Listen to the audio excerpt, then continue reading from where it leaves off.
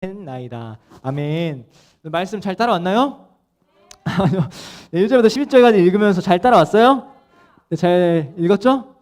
여러분들 지금 다 고개를 드세요. 고개를 다 드시고 소윤이랑 수정이도 고개를 드시고 원모도 고개를 들고 한번 같이 한번 봅시다. 오늘 전도사님은 오징어 게임 알죠? 복수하다간 다 죽어! 라는 말씀 제목으로 여러분들과 함께 말씀을 나눠보려고 합니다. 여러분들은 원모는 영화 장르 중에 어떤 영화를 좀 좋아해요? 액션 영화를 좋아한다. 소정이는 어떤 장르의 영화를 좋아해요? 로맨스? 드라마? 다 싫어한다고 합니다. 소정이는 드라마를 좋아해요. 소정이는 그래요. 판타지 영화를 좋아해요? 전도사님도 판타지 영화를 좋아합니다. 그래서 어벤져스 이런 영화들을 굉장히 좋아합니다. 또 한소리처럼 이런 많은 장르들의 영화가 있습니다. 그렇죠? 경찬쌤은 어떤 장르의 영화 좋아하세요? 스릴러, 공포 스릴러. 아, 좋습니다. 좋아요. 네, 이런 장르들이 있는데 이 장르들의 어떤 장르든지 간에 꼭 들어가 있는 내용이 있습니다. 뭔지 아시겠나요? 모르겠죠? 저만 알고 있으니까요. 뭐 로맨스가 있을 수도 있고 그리고 액션이 또 들어가기도 합니다. 근데 작으나 크나 꼭 등장하는 인물이 있어요. 바로 악당. 또 악당이 등장하고 그 악당을 복수하는 내용이 꼭 영화 안에는 들어가 있습니다. 꼭은 아니겠죠. 그러나 많은 영화들이 꼭 복수하는 내용들이 들어가 있다는 것이에요. 동의하시나요? 요즘에 넷플릭스 1등이었던 게 뭔지 아시나요? 오징어 게임. 그런데 오징어 게임을 제치고 1등을 했던 드라마가 있습니다. 소정이가 뭔지 알 것 같아요. 소정이요? 뭐죠? 바로 마이 네임이라는 드라마입니다. 자신은 이 드라마를 봤다. 오늘도 봤고 소연이도 봤어요? 오, 좋아요. 네? 학생들 못 보는데 생각해. 학생들 못 보는 건데 이거 어떻게 봤지? 잠시만. 생각 그러네요. 이 마이 네임이라는 일단 어쨌든 간에 마이 네임이라는 드라마가 있습니다. 근데 마이 네임이라는 그 주인공은 자기 아버지를 죽인 그 악당을 죽이기 위해서 조직폭력배, 전도사님은 보진 않았어요. 근데 유튜브를 통해서 스토리는 좀 알고 있습니다. 그래서 조직폭력배의 한 일원이 되고 그리고 또한 경찰이 되어서 그 악당을 죽이기 위해서 복수하기 위해서 삶을 바치는 그 삶을 그렇게 살아가는 그런 스토리를 가진 드라마가 바로 마이 네임이라는 드라마입니다. 이 복수물인 거죠. 그렇다면 여러분들은 이 복수물이라는 드라마 또 복수물이라는 영화가 굉장히 많아요. 그런데 여러분들은 복수 또 보복을 해본 적이 있나요? 잘 기억이 안 나죠 사실. 이렇게 너무 큰 스케일로 보니까 기억이 잘 안 나는 걸 수도 있어요. 전도사님은 이런 보복을 했습니다. 어떤 느낌이냐면 누가 전도사님한테 이렇게 저를 괴롭혀요. 예를 들면 저를 괴롭히고 저한테 막 억울한 일을 막 당하게끔 합니다. 그러면 전도사님은 학생 시절에 어떻게 태도를 보였냐면 절대 그 사람에게 똑같이 하지 않았어요. 복수하지 않았어요. 왜 그랬냐면 전도사님은 어떤 마인드를 가졌냐면 난 저런 애하고는 달라, 급이 달라 라는 생각을 가졌어요. 이것이 전도사님의 복수 방법이었어요. 나는 너와 다르다는 것을 그 친구한테 알려줌으로 인하여 그 친구가 다르다는 것을 표현하고 인정받기 위해서 이런 방법으로 전도사님은 이 복수라는 것을 경험했습니다. 복수라는 것을 복수를 했다는 거예요. 그런데 여러분들 복수는 어떤 말이 있냐면 복수를 하면 복수를 낳는다라는 말이 있습니다. 그렇죠? 복수를 하면 보복을 하면 누가 나를 괴롭혔어. 또 나를 억울하게 했어. 그럼 우리는 당연히 어떤 방법으로든 그 사람에게 돌려주고 싶은 마음이 있는 것이 당연합니다. 그런데 잘 들여다보면 이 마이 네임이라는 드라마 안에서도 그 주인공이 일평생을 복수하는 데 바쳐요. 일평생을. 우리한테는 너무 그냥 재밌고 또 악당을 물리치는 그런 드라마와 영화들이 굉장히 우리한테 흥미롭게 다가오지만 자세히 들여다보면 굉장히 허무한 결과를 가지고 온다는 거예요. 복수가. 자기의 삶을 바치고 시간을 다 들여서 쓰고 돈을 써서 그 사람을 복수하고 보복하기 위해 그렇게 한다는 것이죠. 그렇다면 이 복수는 안 좋은 결말을 낳고는 하는데, 그렇다면 누가 나를 괴롭혔어. 누가 나를 막 억울하게 했어. 그럼 용서해보면 어떨까요? 용서하면 어떨 것 같아요? 용서하는 게 쉬울까요? 쉽지 않습니다. 왜냐하면 그 사람을 뒷담화한테 까고 싶고 욕하고 싶고 또 그 사람이 돌려주고 싶은 마음이 있어요. 그런데 이 용서하는 것은 굉장히 쉽지가 않아요. 교회에서는 원수를 사랑하라고 하는데 굉장히 쉽지가 않다는 거예요.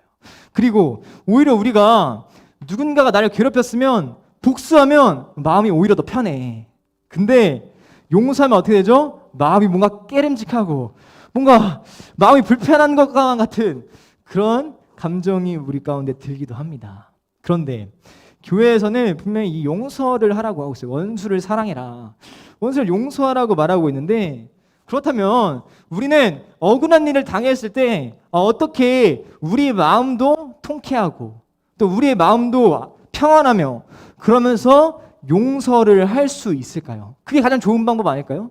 복수는 복수를 낳고 결국엔 안 좋은 결말로 나아갈 텐데, 용서를 하는 것이 또 그냥 우리의 마음이 평안함으로 용서하는 것이 가장 좋은 결말일 텐데, 어떻게 하면 우리는 용서를 하면서 좋은 마음을 유지할 수 있을까요? 그 비결에 대해서 전도사님이 오늘 본문 말씀을 통해 여러분들과 함께 말씀을 나누려고 합니다. 오늘 본문 말씀에도 이 복수와 용서 사이에 갈등했던 사람이 있습니다. 전도사님이 저번 주에 여러분들이 너무나도 잘 알만한 다윗과 골리앗 이야기를 했습니다. 지금이 다윗과 골리앗 이야기 알아요? 다윗이 거대한 골리앗을 잡은 이 사건 한 번쯤은 들어봤을 거라 생각해요. 알겠죠? 한 번쯤은 들어봤을 거라고 생각합니다. 그런데 이 이후의 이야기가 있어요. 이 이후의 이야기가 뭐냐면 사람들이 이제 이렇게 외칩니다. 다윗은 이때 당시 왕이 아니었거든요. 뭐라고 외치냐면 사울이 죽인 자는 천천히요, 다윗은 만만이다 라면서 여인들이 이렇게 외치고 다니기 시작합니다. 왜냐하면 다윗이 골리앗을 이김으로 그 전쟁은 승리했었거든요. 그래서 여인들이 사울이 죽인 자는 천천히요, 다윗이 죽인 자는 만만이다 라고 하면서 이렇게 노래를 부르면서 다닙니다. 그런데 사울 왕이 이 얘기를 들어요. 그런데 남자들은 또 어떤 이야기에, 어떤 사람의 이야기에 자존심을 상해하나요? 여자들의 이야기에 자존심을 상해하듯 이 사울도 이 다윗을 시기하고 이 말을 듣고 질투하고 이 다윗을 죽이려고까지 합니다. 그리고 이 다윗은 도망자 신세가 돼버려요. 왕이 자기를 죽이려고 하니까 그 다윗은 도망자 신세가 되어버립니다.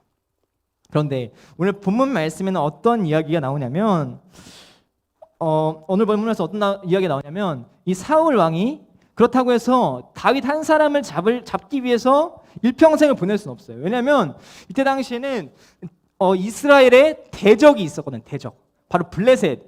그래서 블레셋이라는 사람과 전투를 끝내고 그들을 뒤쫓고 돌아왔을 때의 이야기입니다. 전투를 끝내고 돌아왔는데 하인들이 이렇게 얘기를 하는 거예요. 사울 왕님, 다윗이 엔게디 광야에 있습니다. 속닥속닥. 죽이러 가시죠. 속닥속닥. 이렇게 사울에게 말하기 시작하는 거예요. 그러니까 이 사울은 바로 3,000명의 군대를 진짜 안 그래도 지쳐있는 군사를 데리고 이 다윗이라는 인물을 잡으러 출동합니다. 출동했어요. 출동했는데 여기서 문제가 발생합니다. 여기 갔는데 엔게디 광야를 갔는데 어떤 문제가 발생하냐면 배에서 바바바샹샹 바바바샹 이런 소리가 들리는 거예요.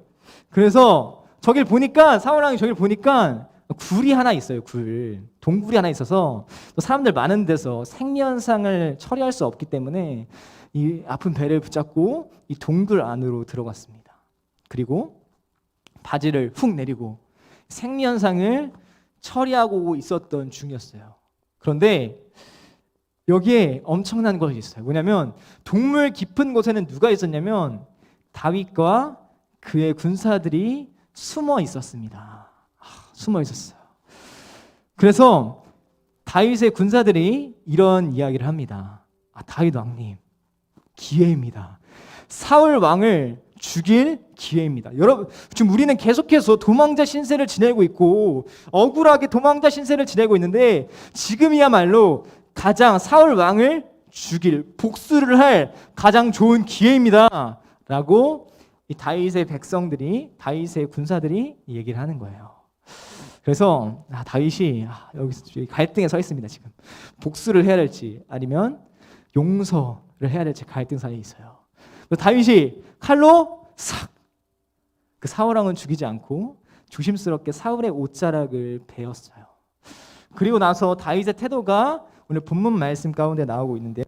오늘 본문 말씀 5절부터 6절 말씀을 함께 한 목소리로 읽어보도록 하겠습니다. 같이 읽습니다. 시작. 그리한 후에 사울의 옷자락 뱀으로 말미암아 다윗의 마음이 찔려 자기 사람들에게 이르되 내가 손을 들어 여호와의 기름 부음을 받은 내 주를 치는 것은 여호와께서 금하시는 것이니 그는 여호와의 기름 부음을 받은 자가 됨이니라 하고. 아멘. 다윗은 사울의 옷자락을 살짝 베고 나니까 양심이 너무 찔리는 거예요. 진짜. 우리가 무단횡단을 하면 뭔가 막 양심이 찔리죠. 찔리는 것처럼 양심이 너무 찔리는 거예요. 그래서 그 사람들의 이야기가 아니라 하나님께서 금하시는 것이다. 그 사울을 죽이지 않고 그 자리를 떠납니다. 바로 여기서 우리가 용서하면서 마음이 편할 수 있는 첫 번째 비결이 숨어 있습니다. 그것은 뭐냐면 옆에 사람의 말이 아니라 하나님의 말씀을 듣는 것이었어요. 여호와께서 금하시는 것이니 내가 사울을 죽이지 않겠다 라고 말한 이 다윗의 이 고백을 통하여 우리는 무엇을 발견할 수 있냐면요, 옆에 사람의 말보다 하나님의 말씀을 듣는다라는 것을 알 수 있어요. 여러분들, 블레셋과의 전투를 싸우고 지친 몸으로 왔던 이 사울은 누구의 말을 들었죠? 옆에 있는 사람들, 하인들이 말했습니다. 사울 왕님, 다윗을 죽이러 가시죠. 다윗이 엔게디 광야에 있습니다. 죽이러 가시죠 라고 했을 때 다윗은 사람을 죽이려고 하는 그런 안 좋은 태도를 보입니다. 옆에 사람의 말에 흔들린 거예요. 그러나 다윗은 자기가 억울한 상황인데도 불구하고 옆에 사람의 말에 흔들리지 않고 여호와께서 금하시는 것이니 하나님의 말씀을 듣는 마음을 가졌다는 거예요. 여러분, 이것이 우리가 첫 번째 용서할 수 있는 비법입니다. 첫 번째, 분명히 우리가 잘못 생각하는 것이 있어요. 뭐냐면 상대방이 나를 억울하게 했어. 그럼 내가 이 사람한테 뒷담화하고 내가 이 사람한테 보복하고 이 사람한테 복수하는 것은 정당한가요? 누가 보기엔 정당해 보일 수 있어요. 그러나 여러분 아셔야 될 게, 목적이 오라도 목적이 선해도 수단이 악하면 그것은 악한 거예요. 세상은 어떻게 돼서든지 많은 돈을 벌어라, 어떻게 해서든지 높은 자리에 올라가라고 얘기를 합니다. 그리고 이런 꿈을 가진 사람도 있어요. 나는 많은 돈을 벌어서 많은 이웃들에게 기부할 거야 라는 꿈을 가진 사람이 있어요. 그런데 그렇게 올라가는 방식이, 많은 돈을 버는 그 수단이 악한 수단이라면 그것은 잘못된 거예요. 이 다윗은 분명히 정당한 될 수 있죠. 사울이 이제까지 나를 억울하게 쫓고 있고 나를 죽이려 하는데 내가 그것에 맞서 죽이는 것은 어쩌면 정당화될 수 있지만 그 수단 자체는 나쁜 것이었기 때문에 다윗은 그 선택을 하지 않았던 것입니다. 그리고 무엇보다 하나님의 말씀을 들었던 것이었어요. 사랑하는 여러분들, 여러분들이 이 하나님의 말씀을 듣는 귀가 열리길 원합니다. 여러분들, 친구들은 어려운 일을 당하거나 힘든 일을 당하면 우리한테 뭐라고 하냐면, 야, 너도 뭐라고 해. 저 XX한테 복수하자. 미친 거 아니야? 야, 너 진짜 억울하겠다. 와, 진짜 쓰레기네 라면서 우리는 되갚아 주려고 합니다. 우리의 말로나 또 친구들의 말을 통해서 우리 정당성을 확보하려고 해요. 그러나 우리의 수단이 악하면 그것도 악한 것임을 알아야만 합니다. 사랑하는 여러분들, 옆에 있는 친구들은 어쩌면 우리에게 악을 도모하는 일을 말할 수도 있고 우리를 안 좋게 말을 할 수도 있습니다. 그런데 거기에 흔들리는 것보다 하나님의 말씀을 들을 수 있는 귀가 열리길, 여러분들이 그런 귀가 열려서 하나님의 말씀을 듣는 그런 선택을 하는 여러분들이 되기를 간절히 소망합니다. 아멘. 여러분들, 이렇게 다윗이 사울을 동굴에서 살려주고 다윗이 이제 외칩니다. 사울에게 뭐라고 외치냐면, 하나님 말씀을 들어야 되는 거예요. 뭐라고 외치냐면 하나님께 기름 부음을 받았기에 내가 사울 왕의 옷자락만 베고 왕을 죽이지 않았습니다 라고 이렇게 말을 해요. 그리고 엎드려 절을 합니다. 전도사님의 태도와는 달라요. 난 너와 달라 라는 태도가 아니라 이 다윗은 엎드려 절하는 겸손한 태도를 보입니다. 그리고 나서 이 말을 하고 나서 다윗이 이런 말을 덧붙이는데요. 여기에 두 번째 비법이 있습니다. 우리의 마음도 편할 수 있는 두 번째 비법이 있어요. 우리 같이 12절 말씀을 함께 한 목소리로 읽어보도록 하겠습니다. 시작. 여호와께서는 나와 왕 사이를 판단하사 여호와께서 나를 위하여 왕에게 보복하시려니와 내 손으로는 왕을 해하지 않겠나이다. 아멘. 다윗은 무엇을 안 하냐면 하나님께서 죄악을 판단하시고 하나님께서 보복해 주실 걸 알았어요. 바로 무슨 태도냐면 하나님께 맡기는 태도입니다. 하나님께서 죄악을 판단하시고 하나님께서 보복하실 것을 아는 태도, 이것을 알았다는 거예요. 그래서 억울한 일을 당하지만 그럼에도 불구하고 하나님께 맡길 수 있는 거예요. 왜냐하면 하나님께서는 그 죄악을 드러내실 것이고 심판하여 결국 그 사람에게 보복하실 것이기 때문입니다. 하나님께서는 여러분들이 억울한 일을 당한 거 다 알고 계십니다. 여러분들이 어쩌면 힘든 거 다 알고 계십니다. 그리고 그 죄악을 판단하셔서 그 죄를 드러내게 하실 것입니다. 여러분들, 세상에서는 많은 사람들이 어쩌면 비리도 저지르고, 그런데 그런 일들이 숨겨져 있는 것 같은 그런 일들이 드러나기도 해요. 누가 드러내는 거예요? 하나님께서 드러내시는 거예요. 죄악을 판단하셔서 그 죄악을 드러내실 것입니다. 그래서 하나님께 맡길 수 있는 것이었어요. 이 다윗은. 사랑하는 여러분들, 하나님께 맡기는 그런 태도를 지니길 원합니다. 하나님께 맡길 수 있는 그런 마음으로 여러분들이 억울한 일을 당할지언정, 여러분들이 어려운 일을 당할지언정, 상처를 받았을지언정 하나님께 맡겨드리고 그걸로 인하여 평안을 얻는 여러분들 되기를 소망합니다. 여러분들 참 알아야 될 게, 복수를 한다고 해서 마음이 평안한 게 아니에요. 하나님께 나아갔을 때, 하나님께 구했을 때 여러분들의 마음이 평안하고 그 관계가 회복될 것이라고 전도사님 믿습니다. 여러분들이 하나님께 맡기는 태도로, 또한 옆에 친구들의 이야기보다 하나님의 말씀을 듣는 태도를 가지는 여러분들이 되기를 소망합니다. 반주 주시겠어요? 우리 한 사람 한 사람이 하나님의 말씀을 듣는 태도, 첫 번째, 두 번째, 왜냐하면 하나님께 맡기는 이 태도를 지닌다면 여러분들이 억울한 일을 당해도, 너무 억울하고 너무 마음이 힘들어도 이길 수 있는 힘이 있어요. 힘이. 하나님께 맡겼기 때문에 그런 일을 당해도 평안할 수 있는 힘이 있는 거예요. 그런 친구들이 이렇게 말합니다. 너 어떻게 그런 평안해? 하나님께서 우리 가운데 평안을 주시고 그 관계를 또 회복시키시는 거예요. 사랑하는 여러분들, 이 시간 가운데 혹시 억울한 일을 당한 사람이 있습니까? 또 어떤 누구에게 상처를 받은 경험들이 있나요? 그런데 너무 마음이 어렵고, 마음이 그 친구에게 복수하고 싶고 보복하고 싶고, 또한 그 친구를 욕하고 싶은 마음이 있는 친구들이 있나요? 그럴 때 하나님께 나아가길 원합니다. 하나님, 이런 사건들이 있습니다. 이런 상황들이 있습니다. 내가 주님께 맡깁니다. 주님께서 심판하여 주시옵시며 주님께서 판단하여 해결하여 주시옵소서. 이런 태도를 지니는 우리 여기 앉아있는 한 영혼 한 영혼 되기를 간절히 소망합니다.